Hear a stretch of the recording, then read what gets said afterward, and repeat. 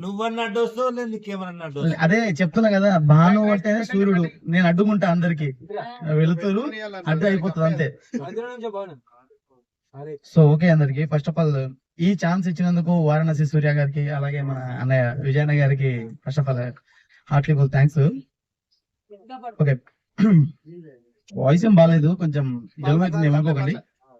పుట్టాడు పుట్టాడు మహాసూర్యుడు, ఆపదన్న మాట వింటే అస్సలాగడు, అమ్మాయిల జోలికొస్తే తాటదిస్తాడు, ఆకలిగా ఉన్నవంటే అన్నమైతాడు, సినిమాలే స్వర్ణమట స్వార్థాలే లేవంట,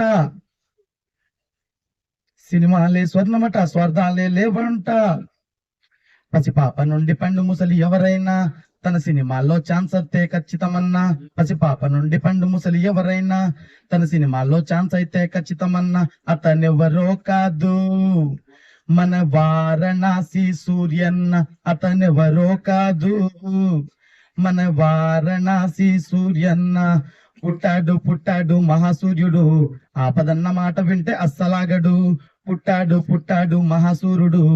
ఆపదన్న మాట వింటే అస్సలాగడు, తనకంటూ సొంత స్వార్థం ఉందంటాడు, సొంత ప్రజల కోసమే ఖర్చు పెడతాడు, తనకంటూ సొంత స్వార్థం ఉందంటాడు,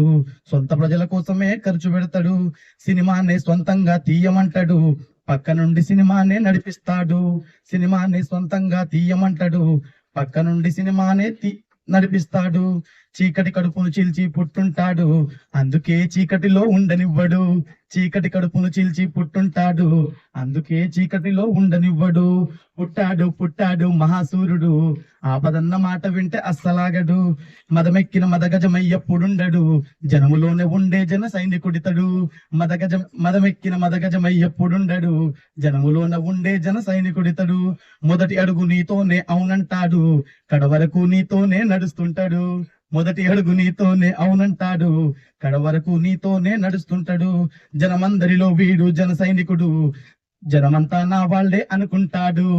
పుట్టాడు పుట్టాడు మహాసూర్యుడు, ఆపదన్న మాట వింటే అస్సలాగడు, అతనెవరో కాదు మన వారణాసి సూర్యన్న, అతనెవడో కాదు మన వారణాసి సూర్యన్న. ఇదే సాంగ్. సో యాక్చువల్గా ఏంటంటే ఈ సాంగ్ రాయడానికి ముఖ్య కారణం, నేను లాస్ట్ టైం వచ్చినప్పుడు నేను స్టార్టింగ్ లో ఒకసారి విన్నాను సార్ మీ గురించి, స్టార్టింగ్ లో విన్నాను అక్కడ నేను పార్క్ దగ్గర, అయితే కాన్సెప్ట్ ఏందిరా బాబు ఏందని అనుకున్నాను, వాస్తవంగా నేను నిజం చెప్తాను అనుకున్నాను, కానీ ఆ తర్వాత మీరు ఒక ప్రాసెస్ లో